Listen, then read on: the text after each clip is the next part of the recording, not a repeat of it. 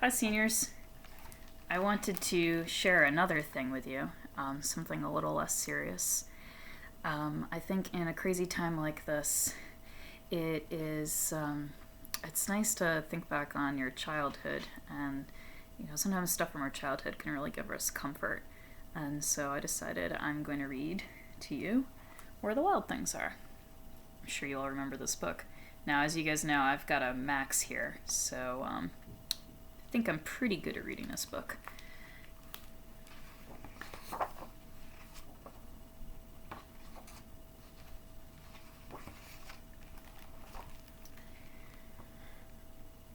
The night Max wore his wolf suit and made mischief of one kind.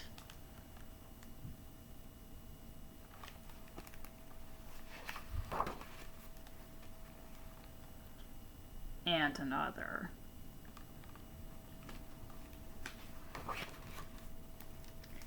His mother called him Wild Thing, and Max said, "I'll eat you up!" So he was sent to bed without eating anything.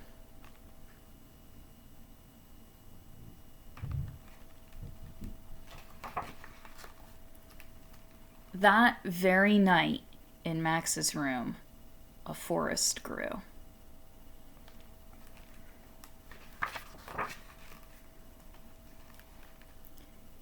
And grew.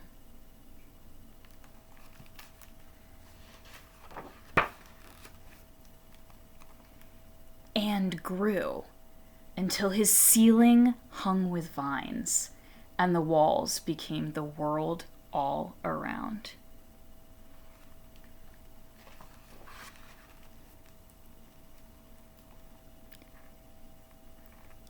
And an ocean tumbled by with a private boat for Max, and he sailed off through night and day.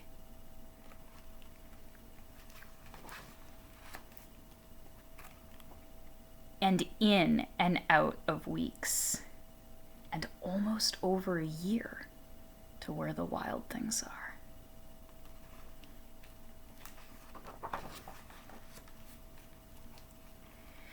And when he came to the place where the wild things are, they roared their terrible roars, and gnashed their terrible teeth, and rolled their terrible eyes, and showed their terrible claws.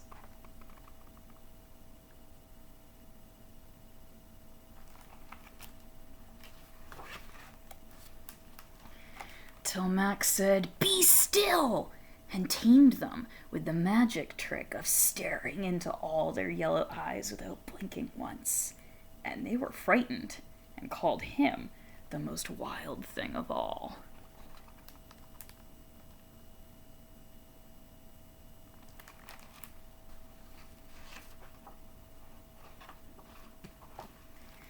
And made him king of all the wild things. "And now," cried Max, "let the wild rumpus start."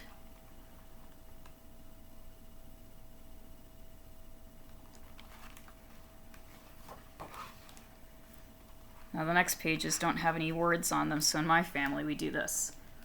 Rumpus, rumpus, rumpus, rumpus, rumpus, rumpus. Rumpus, rumpus, rumpus, rumpus, rumpus, rumpus. A rumpus, rumpus, rumpus, a rumpus, rumpus, rumpus. "Now stop!" Max said, and sent the wild things off to bed without their supper. And Max, the king of all the wild things, was lonely and wanted to be where someone loved him best of all.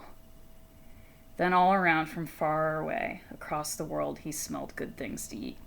So he gave up being king of where the wild things are.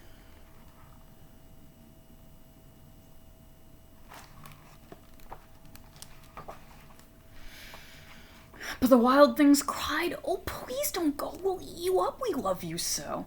And Max said, "No." The wild things roared their terrible roars, and gnashed their terrible teeth, and rolled their terrible eyes, and showed their terrible claws. But Max stepped into his private boat and waved goodbye.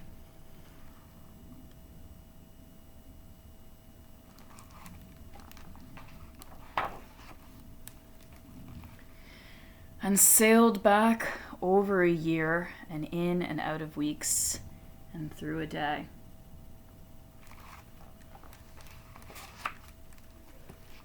And into the night of his very own room, where he found his supper waiting for him.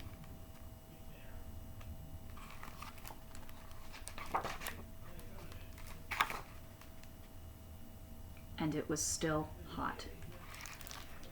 And when you guys go off to college, where the wild things are, and you come back and visit us at Medfield High School and your families back home, your supper will be waiting for you. Still hot.